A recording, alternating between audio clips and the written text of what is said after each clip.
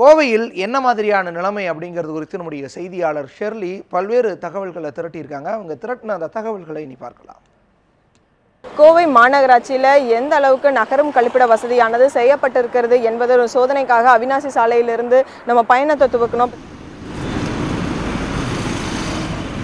ஒரு நிமிஷம், இங்கே மொபைல் டாய்லெட்ஸ் ஏதாவது இருக்குங்களா? இல்லை கழிப்பிடம், கட்டண கழிப்பிடம் இந்த சைடு ஒன்றும் இல்லைங்களா? சரி, ஓகேங்க.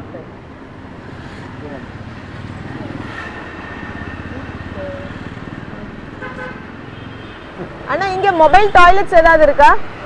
மொபைல் டாய்லெட்ஸ் இங்கே எதுவும் இல்லைங்க. எங்கீங்க மொபைல் டாய்லெட்ஸ் இல்லை. கட்டண கழிப்பிடம்னா எந்த சிக்னலுங்க? ராமநாதபுரம் சிக்னல் தாண்டி போகணுங்களா? சரி, ஓகேண்ணா.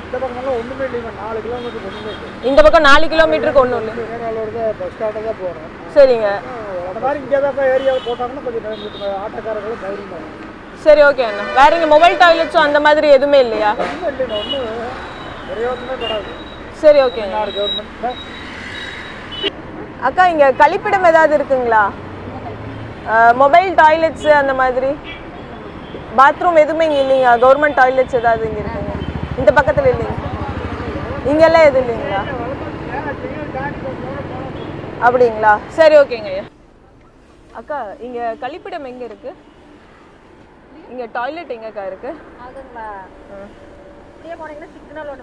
சரிங்க. ஓ, மெயின் ரோட்ல இல்லைங்களா? உள்ள தாண்டி போகணுங்களா? இங்க எங்கேயுமே இல்லைங்களா? சரி, ஓகேங்கக்கா. அடுத்த கட்டுக்கு போகணும். எவ்வளவு தூரம்? எல்லா ஊருக்குள்ள போகணுங்களா? மெயின் ரோட்ல எல்லாம் எதுவும் இல்லை. சரி, ஓகேங்கக்கா. அவினாசி சாலையிலிருந்து நம்ம பயணத்தை துவக்கணும். இப்போ திரும்பி நம்ம அவினாசி சாலையை நம்ம இந்த பயணத்தை முடிச்சிருக்கோம்.